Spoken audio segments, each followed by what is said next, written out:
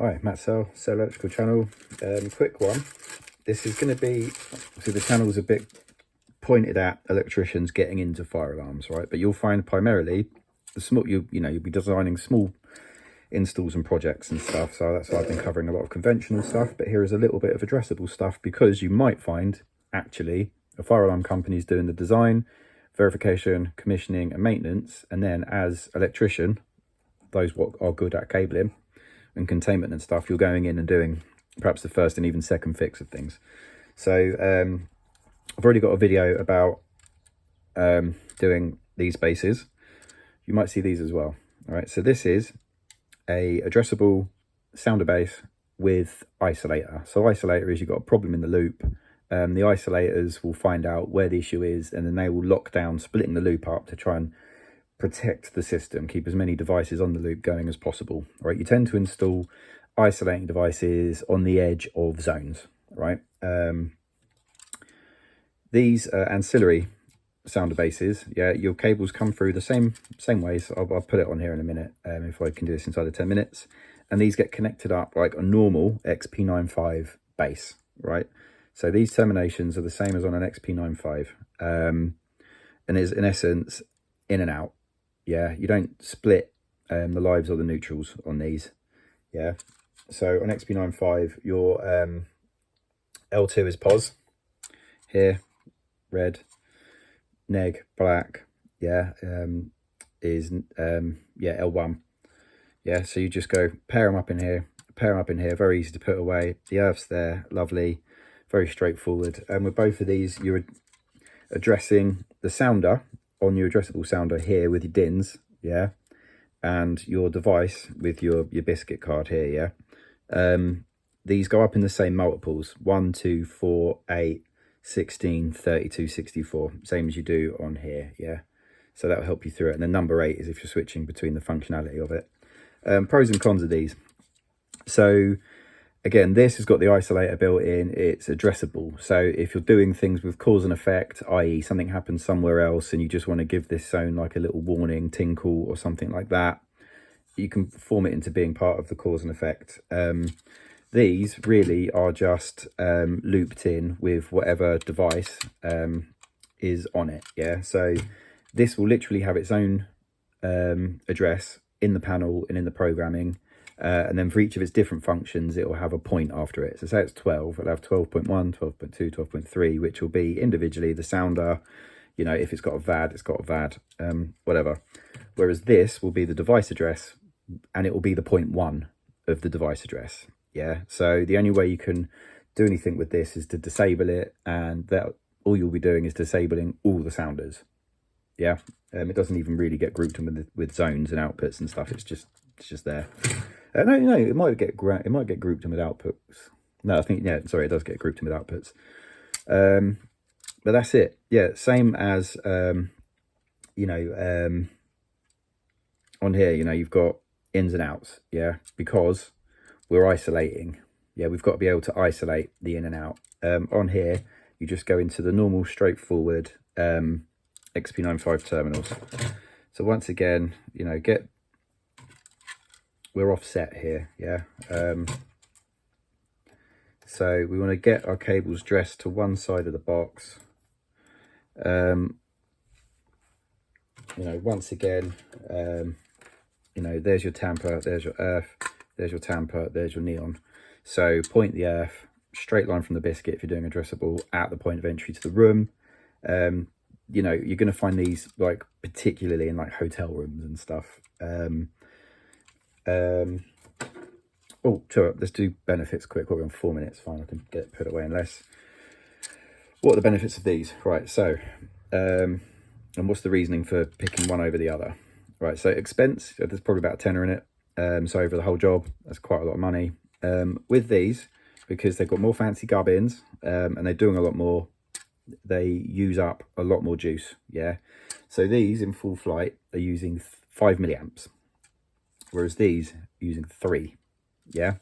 So then over the course of your loop, because you've only, if it's only kicking out, or if it's only capable of doing like 200 milliamps, it soon gets eaten up, particularly once you've got all your devices in there. you know, you'll have your call points. It soon gets gobbled up, particularly in somewhere we've got a lot of stuff, you know, as I say, hotel rooms. So that's another thing. It saves you usage on the loop, particularly if you don't have to keep breaking up loads of zones with isolators. That's handy.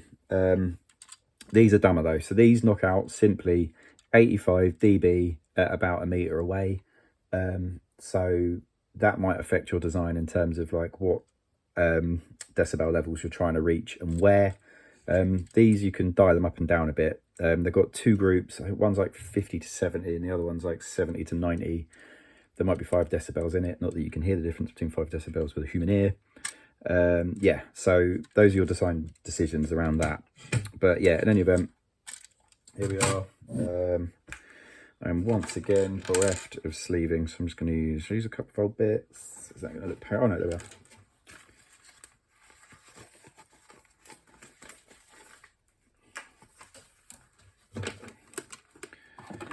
Cool. Just get the biggest shears in the world. This cable's been used on other videos, so it's not as smooth as it could be. And I refuse to use anything bigger than 2mm because I'm not 2mm sleeving because I'm not watering my fucking garden with it.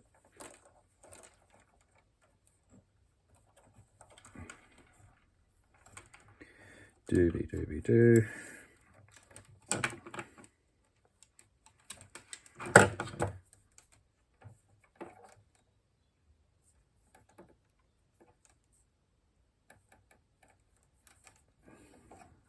I don't know if it's getting picked up on the mic, I'll check, but I'm doing this in my garage. I've got the garage door closed and I can hear quite a lot of birdsong, which is the sort of thing on a proper video done by an actual person that does YouTube for money. They'd have to go and film some B-roll and then pipe that in. So I'm hoping you can hear it, because I'm certainly not going to go and pump in some fucking bird song for B-roll. Just get down there, baby. It's a war of attrition in the end. Right, so we're going to offset you there because the base is offset. Poke you through that hole, poke you through that hole. Oh, sorry, I should have said. On this side, you basically try and hook onto this square first, and once you've got that lined up, get into that hole. I don't think I mentioned that on the other video, but hopefully you've come over to this one.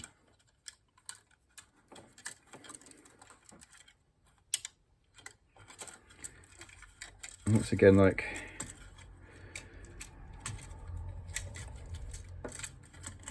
this base design could have been simpler, I feel like, but whatever.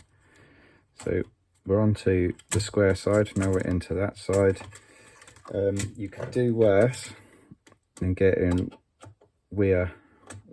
any slim driver for getting in here and doing this bit, but I think Weir has become my go-to.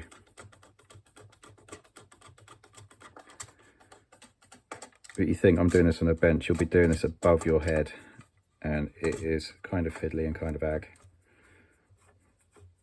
You know, particularly if you think you've got to get into this one where you've got a bit more going on. Yeah. I've not put enough sleeving on that screen cable on the other side, I can tell already. I might just get over that. So let's get these put away first. Lose my mind. Right, neg over there. So a little fold here, and twist her in, get you out of the way because you're going to go over the other side to there. And then you, again, you might want to just give yourself a bit of slack, give yourself a play, curl around onto there. Try and follow the curve of the base if you like. If for no other reason, then someone else will open it at some point and go, oh, who's been in here? Ain't they done a good job? Someone cared once, didn't they?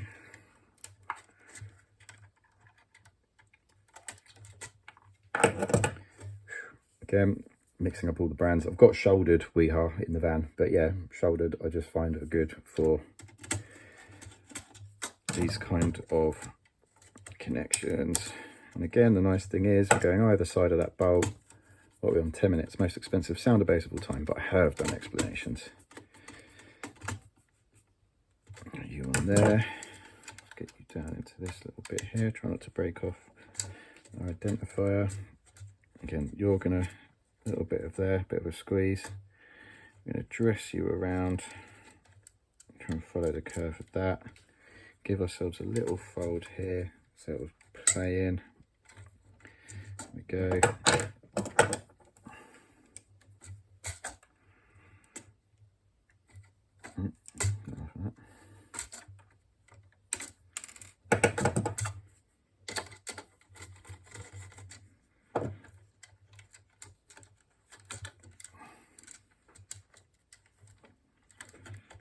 Bit of exposed copper there because I'm trying to do it quick because I'm in minute 10 on a simple. You probably just came here to figure out how to terminate it, but you know, you get extra waffle with me. Just ask my wife. There we go. Get you on there. Lovely. Just trying just you to follow the curve a little bit. I want you to follow the curve a little bit. Try and make it pretty. And then like I do on the Addressable and alarm sense bases, I've not put enough sleeving on there whatsoever. For the sake of this, I'm just going to tuck you on there so you can see what I want it to look like. But I found myself rushing during this video. I like to do a nice curve and a nice curve there.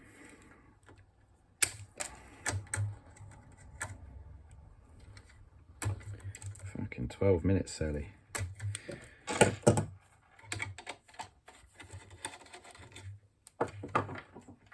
If you're watching this feeling like all those people that spoke to that bloke on airplane telling his stories about his charity work.